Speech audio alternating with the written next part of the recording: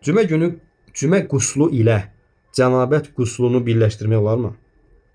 Məsələn, cümə günüdür, yəni cünub halındasan və istəyirsən ki, cənabət quslunu alım, cümə günün quslu da aradan çıxsın. Yoxsa bunun hər birinə ayrı-ayrı niyyət vermək lazımdır. Və bu çox verilən suallardandır. Diqqətli olaq. Birinci məsələ. Kim cümə günü ikisinə də niyyət edərsə, tək bir qusul həm cənabət, həm də cümə qusluna kifayət edər qardaşlar. İkisinə də niyyət eləyir. Həm cənabət quslu olacağam, həm də cümə quslu. Tək bir qusulla, yəni sən girdin, yuyundun, təzədən çıxın bir də girin, belə yox. Sadəcə iki niyyət edirsən, girib yəni yuyunmaqla, bir dəfə yuyunmaqla ikisi də hasil olmuş olur qardaşlar.